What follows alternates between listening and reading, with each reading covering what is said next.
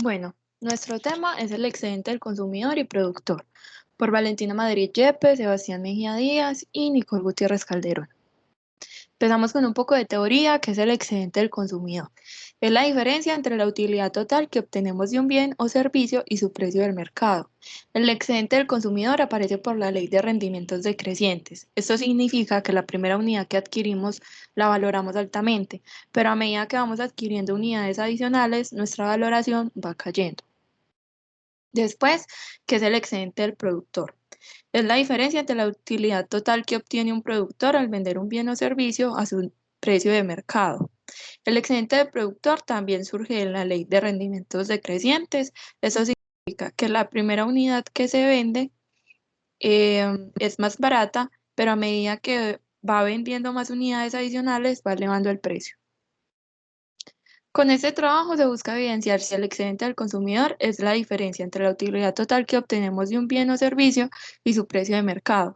Por otra parte, se dará a conocer la oferta desde el excedente del consumidor como el excedente del productor. Ya tenemos acá un ejercicio de oferta y demanda, P1 y P2, siendo P1 oferta y siendo P2 demanda. Sus valores respectivamente serían 52 más 2x y 100 menos x2.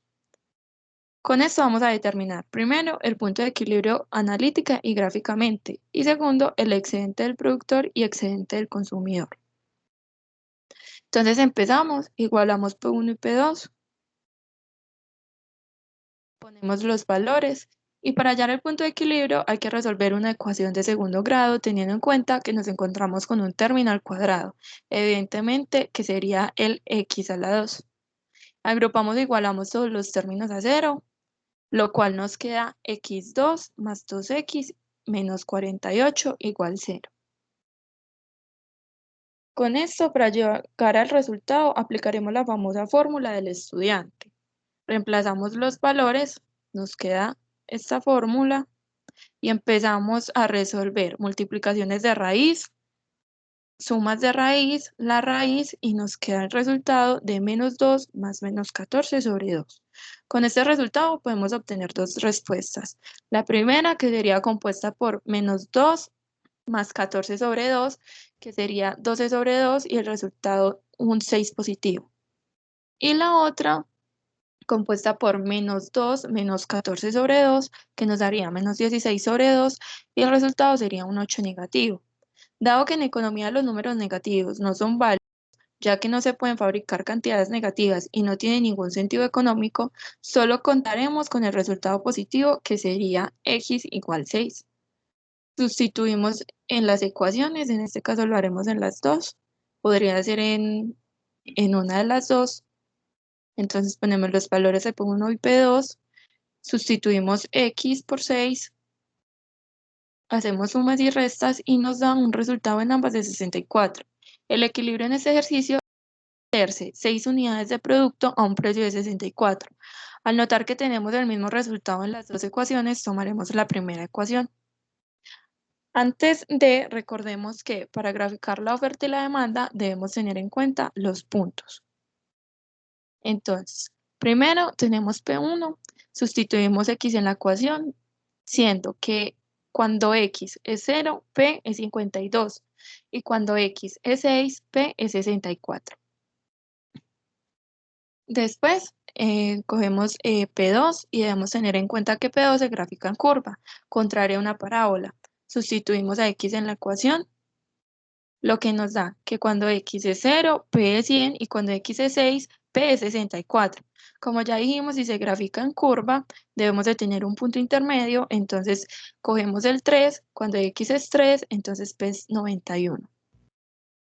Llegamos al segundo punto, a determinar, empezamos con el excedente del productor, es el área que hay por encima de la curva de oferta y por debajo del precio del equilibrio. Entonces, para calcular el excedente del productor, como es un triángulo en la gráfica, sería excedente del productor es igual a B por H sobre 2, siendo B base y H altura. Reemplazamos con los números, base 6, altura diferencia entre 52 y 64, que sería 12, entonces 6 por 12 sobre 2 nos da 72 sobre 2, resolviendo la multiplicación y resolviendo esta división nos da que el excedente del productor es 36. Pasamos ya al excedente del consumidor, que es el área que hay por debajo de la curva de demanda y por encima del precio de equilibrio. Este excedente lo debemos calcular con la integral definida, la cual nos queda así. Y para calcular dicha integral se debe restar el área anaranjada para que quede solo el área amarilla.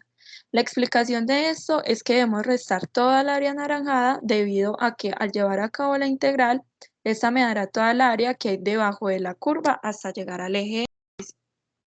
O sea, nos dará toda esta área. Entonces debemos de restarle a la amarilla este rectángulo. Entonces tenemos la integral y le vamos a restar lo que ya dijimos, nuestro rectángulo anaranjado, su base 6 por su altura 64.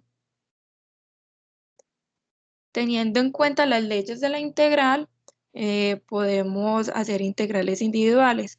O sea, la integral de 100 por dx, el resultado nos dará 100x, menos la integral de x2 por dx, nuestro resultado será x a la 3 sobre 3, de 6 y 0, menos nuestro rectángulo anaranjado, el resultado de la multiplicación.